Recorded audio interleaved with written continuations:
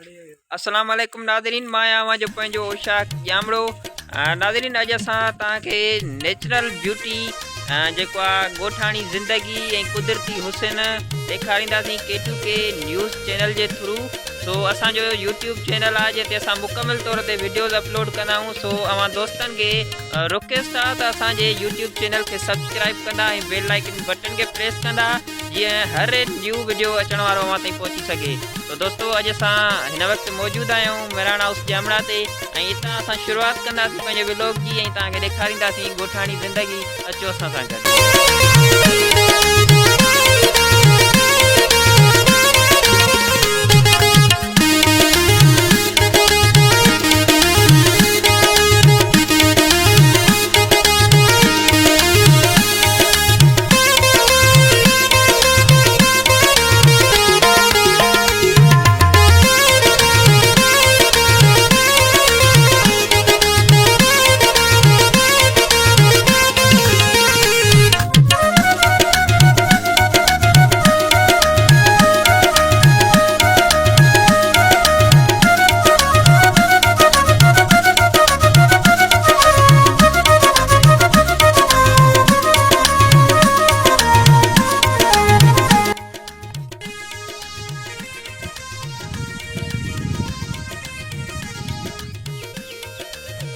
नाज़रीन, व्लॉग की शुरुआत में असां थोड़ो ॻोठाणी ज़िंदगी ऐं जेको आहे नेचुरल ब्यूटी कुदरती हुसन जेको आहे असांजी सिंध जो, उन बाबति सिंध जे सच्चे आशिक़ ऐं मुंहिंजे प्यारे दोस्त अफ़ज़ल ॼामड़ो सां हाल अहिवाल कंदासीं। संदसि छा चवणु आहे। अफ़ज़ल, अस्सलाम वालेकुम। वालेकुम सलाम। जीअं त इहा ॻोठाणी जेका ज़िंदगी आहे तमामु सादी ऐं मज़ेदार ज़िंदगी आहे। जॾहिं असां शहर खां ॻोठ चवंदा त असांजी दिलि बाग बार थी वेंदी आहे, ॼणो असां में नओं हिकु जोश पैदा थी वेंदो आहे। हितां जे मारूड़नि जी उहा हिमत अफ़ज़ाई ॾिसी करे, उन्हनि जी महिनतूं ॾिसी करे असां बि इहो ई सोचींदा आहियूं त असांजी सिंध ख़ुशहाल आहे ऐं ख़ुशहाल रहंदी। जंहिंमें एतिरा मज़दूर महिनत कंदड़ आहिनि त उहा ई सिंध हमेशह उअं ई खिलंदी रहंदी ऐं सिंध तमामु ख़ासि करे सिंध जा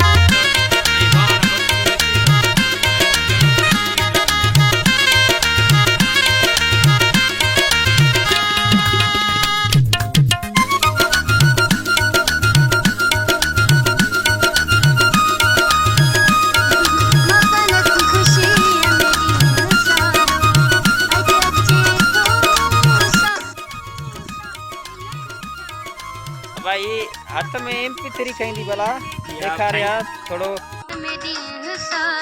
ये भला तो किसान आ टाइम पास करण लाइ टाइम नथो गुज़रे। अच्छा, सॼो ॾींहुं बकरियूं चारींदो आहीं छा? सॼो ई ॾींहुं बकरियूं चारींदा आहियूं। 22 बकरियूं आहिनि।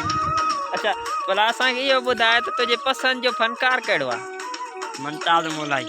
मुमताज़ मौलाई। अच्छा, अगरि उहो जेकॾहिं मुमताज़ मौलाई न हुजे त उन खां पोइ ॿियो? पई मंगणार। पई मंगणार। अच्छा, बकरियूं सॼियूं पंहिंजूं थी? हाँ। पढ़ंदो आहीं? हाँ, 6वीं क्लास में। वेंदो आहीं स्कूल? घटि वेंदो आहीं? तुंहिंजी दिलि न आहे छा स्कूल सां? स्कूल सां दिलि आहे पर कुझु धंधे हुन लाइ धंधो कंदो आहीं? असांखे भला थोड़ा ॿुधाए कलाम, थोड़ा आवाज़ ॾिजे।